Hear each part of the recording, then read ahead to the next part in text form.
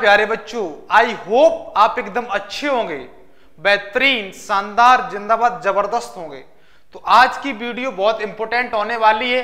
यदि आप class 12th में पढ़ते हो तो मैथ्स लिया है, आज की वीडियो में हम कुल 4 प्रश्न कराएंगे और इन 4 प्रश्नों में से आपको बोर्ड एग्जाम 2025 में या तो 2 क्वेश्चन देखने को मिलेंगे या फिर 1 क्वेश्चन देखने को मिलेगा, 100% देखने को मिलेगा।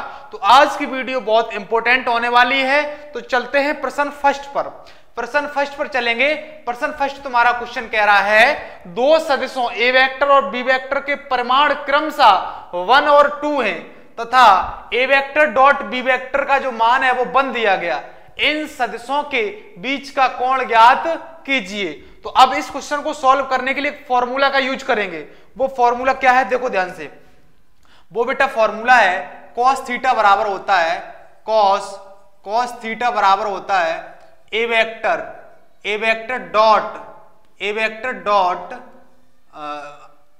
Dot B vector upon A vector का मापांक और डॉट बी वेक्टर का मापांक, इसे बोलेंगे बेटा मापांक। ये फॉर्मूला है। इस फॉर्मूला पर आपको एक क्वेश्चन देखने को जरूर मिलेगा बेटा, ठीक है। तो अब हम चलते हैं क्वेश्चन पर। क्वेश्चन तुमसे क्या कह रहा है, क्वेश्चन कह रहा है ए वेक्टर बी वेक्टर का जो परिमाण है वो क्या दिया गया। यहां देखो, ए वेक्टर का परिमाण का मतलब मापांक जो दिया गया वो दिया गया 1 और बी वेक्टर का जो परिमाण दिया गया, मापांक जो दिया गया है वो बेटा दिया गया 2। यहां समझ पा रहे, ए वेक्टर का जो मापांक है वो 1 दिया गया है और बी वेक्टर का जो मापांक है वो 2 दिया गया है। अब हमें क्या निकालना है, और यहां देखो ए वेक्टर डॉट बी वेक्टर का जो मान दिया गया वो 1 दिया गया है। यहां पर इसका मतलब ए वेक्टर डॉट यानी कि अदिश गुणनफल बोलते हैं, ए और बी का जो अदिश गुणनफल है वो दिया गया 1। अब क्वेश्चन तुमसे पूछ रहा है दोनों सदिशों के बीच एंगल ज्ञात कीजिए। तो इस फॉर्मूला में हम रख देंगे मान, इस फॉर्मूला में रखेंगे हम, यानी कि cos थीटा बराबर A vector dot B vector का मान कितना है, आप कह देंगे सर 1 है, अपॉन ए वेक्टर का मापांक कितना है, आप कह देंगे सर 1 है, मल्टीप्लाई यहां कहेंगे बी वेक्टर का मापांक कितना है, आप कहेंगे 2 है। तो आप यहां से कह देंगे cos थीटा बराबर 1/2, cos थीटा बराबर 1/2। और यहां से आप कह देंगे cos थीटा बराबर ये 1/2 मान किसका होता है, cos की सारणी में, तो आप कहेंगे सर π/3 का होता है। cos की सारणी में जो 1/2 मान होता है वो cos 60 का होता है और 60 को π/3 लिख सकते हैं। तो यहां से आप ये कह देंगे थीटा बराबर जो निकल के आ गया वो π/3 निकल के आ गया। ये बेटा एंगल आ गया, ये आ गया तुम्हारा एंगल आएगा। ये क्वेश्चन बेटा बहुत इंपॉर्टेंट था। क्वेश्चन में कुछ नहीं था, ए वेक्टर डॉट बी वेक्टर का मान दिया गया था और ए वेक्टर का मापांक दिया गया था, बी वेक्टर का मापांक दिया गया था। सीधा आपको फॉर्मूला में रखना था, जैसे ही रखा वैसे ही थीटा बराबर आ गया π/3। अब हम चलेंगे दूसरे क्वेश्चन पर। अब बेटा हम चलेंगे दूसरे क्वेश्चन पर। दूसरा क्वेश्चन तुम्हारे सामने आ चुका है, ए वेक्टर और का मान दिया गया, बी वेक्टर का मान दिया गया और इन दोनों के बीच का एंगल बताइएगा। अब आप इसको उसी फॉर्मूला से करेंगे। तो सबसे पहले आपको पता है कि cos थीटा बराबर होता है A vector dot B vector upon A vector का मापांक और बी वेक्टर का मापांक, ये होता है। तो अब सबसे पहले आपको ए वेक्टर डॉट बी वेक्टर चाहिए, फिर आपको ए वेक्टर का मापांक चाहिए, फिर आपको बी वेक्टर का मापांक चाहिए। तो आप क्या करेंगे, तो यहां पर एक बात समझ लो पहले, यहां पर हम आपको समझाता हूं एक बात। यहां पर आई कैप, यहां से तुमसे कहा आई कैप में मल्टीप्लाई करें तो 1 होता है। बेटा मैंने तुमसे कहा जे कैप में मल्टीप्लाई करें तो 1 होता है। और बेटा मैंने तुमसे कहा के कैप में मल्टीप्लाई करेंगे तो कितना होता है, 1 होता है। ये बेटा कॉन्सेप्ट आप ध्यान रखेंगे, आई कैप के साथ 1, जे कैप के साथ 1 और के कैप के साथ 1 हो जाएगा। अब आप यहां से कहेंगे कि हमें निकालना है A vector dot B vector का मान निकालना है, A vector dot B vector का मान निकालना है। तो यानी कि इसका इसमें गुणा कराएंगे तो आई कैप का गुणांक 1 है और आई कैप का 1 है, तो 1 का मल्टीप्लाई 1 तो क्या हो जाएगा, 1 हो जाएगा। और आई कैप के साथ समझो क्या हो जाएगा, 1 ही हो जाएगा यहाँ पर। अब आप कहेंगे यहाँ प्लस जे है और माइनस जे में करेंगे प्लस माइनस कितना हो जाएगा, माइनस, और जे का जे के साथ करेंगे तो कितना हो जाएगा बेटा, 1 हो जाएगा। अब आप कहेंगे माइनस, तो माइनस का प्लस में करेंगे तो माइनस हो जाएगा और के कैप के साथ मल्टीप्लाई करेंगे तो कितना हो जाएगा बेटा, 1 हो जाएगा। तो आप यहां से कह देंगे सर इसको काट दो, इस वैल्यू को। कैसे? आप कहेंगे सर ये माइनस का यहाँ प्लस 1 और यहाँ -1, ये काट दो। बिल्कुल बेटा यहाँ पर काट देता हूं। अब आप यहां से कहेंगे ए वेक्टर डॉट बी वेक्टर का जो मान हुआ वो कितना हुआ? आप कह देंगे सर -1 हो गया। अब देखो, अब यहां पर ए वेक्टर का मापांक निकालना है। ए वेक्टर का मापांक निकालने के लिए आप क्या करोगे? ए वेक्टर का जो मापांक निकाला जाता है रूट, यानी कि रूट, और यहां देखेंगे आई कैप का गुणांक कितना है? आप कहेंगे सर 1 है। जे कैप का गुणांक कितना है? +1 है। और के कैप का गुणांक कितना है? -1 है। तो यहां गुणांकों का स्क्वायर कर देंगे, ऐड कर देंगे यहां पर रूट के अंदर। तो यहां से कहेंगे 1 का स्क्वायर 1 हो जाएगा, प्लस 1 का स्क्वायर 1 हो जाएगा, और -1 का स्क्वायर कितना हो जाएगा? वो भी क्या हो जाएगा बेटा? 1 हो जाएगा। तो यहां से तुम्हारा आ जाएगा बेटा ए वेक्टर का मापांक आ जाएगा रूट, यहां पर √3 आ जाएगा। ये आ गया ए वेक्टर का मापांक। अब हम निकालेंगे बेटा यहां से बी वेक्टर का मापांक। बी वेक्टर का मापांक निकालेंगे, वैसे ही निकाल लेंगे। कैसे? अभी जो बताया था मैंने, रूट के अंदर ले जाना है, यानी कि आई कैप का गुणांक 1, तो 1 का स्क्वायर 1, माइनस यानी कि जे कैप का गुणांक -1, तो -1 का स्क्वायर 1 हो जाएगा। और यहाँ के कैप का गुणांक कितना हो जाएगा? 1, तो 1 का स्क्वायर हो जाएगा 1। तो यहां से बेटा हम कहेंगे यहाँ 1 हो जाएगा, प्लस -1 का स्क्वायर 1 हो जाएगा, और प्लस का बेटा 1। तो यहां से तुम्हारा आ जाएगा क्या? बी वेक्टर का मापांक बराबर आ जाएगा बेटा √3। कितना आ जाएगा बेटा? √3।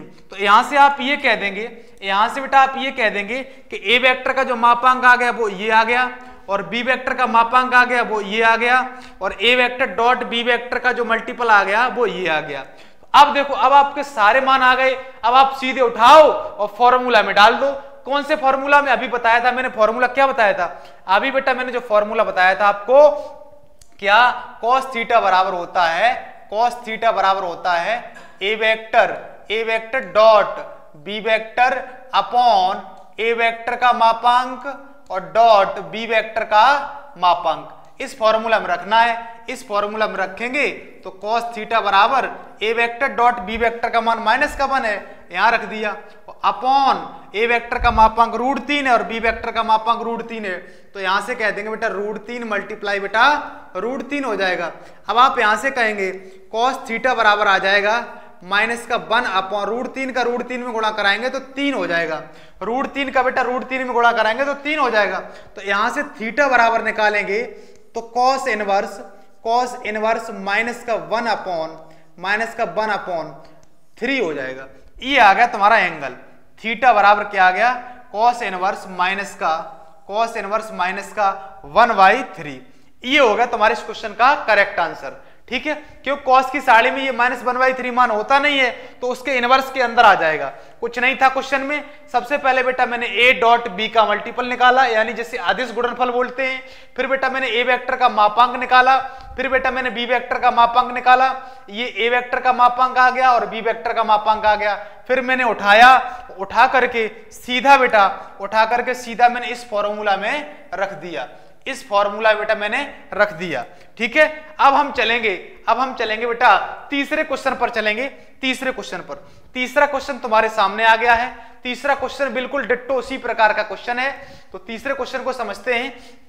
तीसरे क्वेश्चन में दिया गया है ए वेक्टर का और बी वेक्टर का परिमाण दिया गया है। तो यहां से कह देंगे ए वेक्टर का जो परिमाण है वो है √3, यहां दिया गया है। ठीक है, और यहां पर बेटा बी वेक्टर का जो मापांक दिया गया बेटा वो 2 दिया गया, यहां पर दिया गया। और इन दोनों का जो डॉट गुणनफल है ना, ए वेक्टर डॉट बी वेक्टर का जो मान दिया गया वो दिया गया बेटा √6। कितना दिया गया? √6। क्वेश्चन पूछ रहा है इन दोनों के बीच में एंगल ज्ञात कीजिए, ए वेक्टर बी वेक्टर के। तो अब यहां से कहेंगे cos थीटा बराबर फॉर्मूला लगाएंगे A vector dot B vector upon हो जाएगा ए वेक्टर का मापांक और डॉट बी वेक्टर का मापांक हो जाएगा। ये फॉर्मूला है, ये फॉर्मूला लग रहा है। इस फॉर्मूला का यूज करके हम खट से निकाल लेंगे। अब आप कैसे निकालेंगे देखो ध्यान से।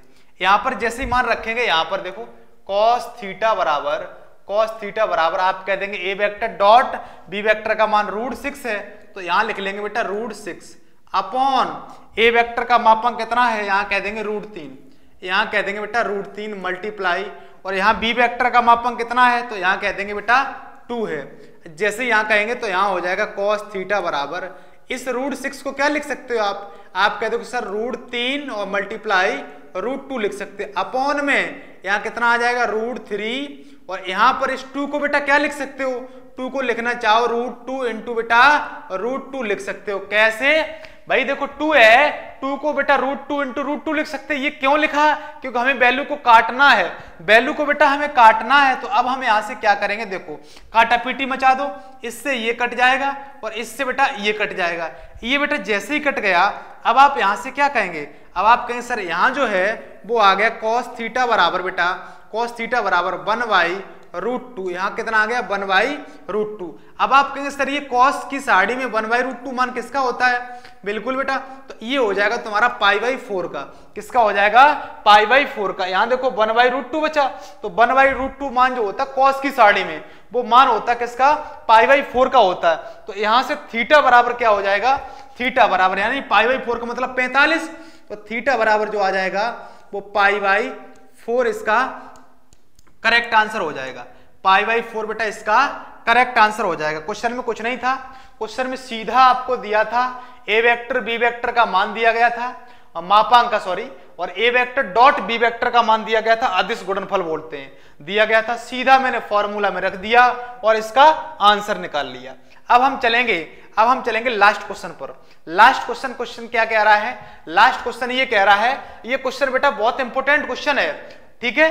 तो अब इस क्वेश्चन को देखेंगे, दो सदिशों ए वेक्टर बी वेक्टर के परिमाण ज्ञात कीजिए और इनके परिमाण समान है। इन दोनों के जो परिमाण है यानी कि मापांक है वो समान है, पर ज्ञात करना है। जो ए वेक्टर का आएगा वही बी वेक्टर का होगा, ठीक है, मापांक। और इनके बीच का कोण 60 अंश है, इनका अदिश गुणनफल, जिसे हम बेटा डॉट गुणनफल बोलते हैं, उसी को अदिश गुणनफल बोलते हैं। तो इसको कैसे सॉल्व करोगे, देखो ध्यान से इसको सॉल्व करोगे। यहां कहोगे सर ए वेक्टर का जो मापांक है और बी वेक्टर का मापांक दोनों के क्या है, समान है। यहां लिख देंगे दिया है, क्या लिख देंगे बेटा, यहां पर दिया है लिख दिया।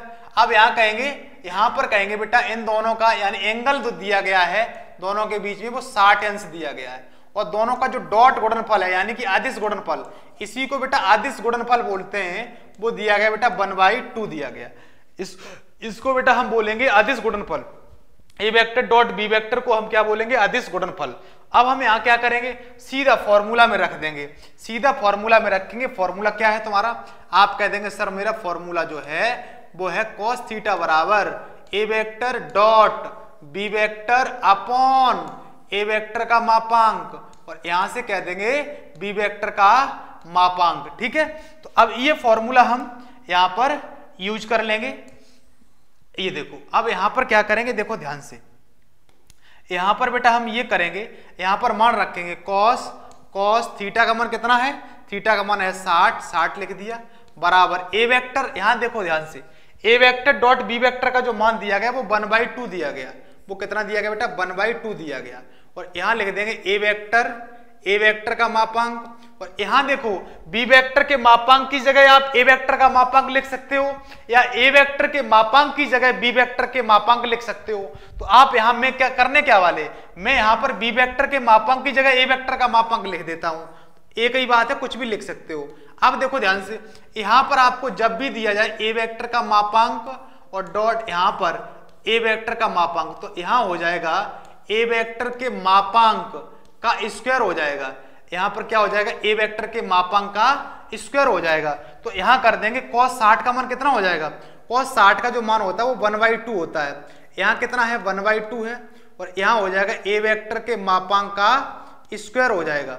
अब देखो अब यहां पर क्या करेंगे, अब हम यहां पर काटा पीटी मचा देंगे। कैसे, 1/2 ये है 1/2 ये है, तो यहां बचेगा 1 बराबर, यहां बचेगा 1 अपॉन ए वेक्टर के मापांक का स्क्वायर हो जाएगा।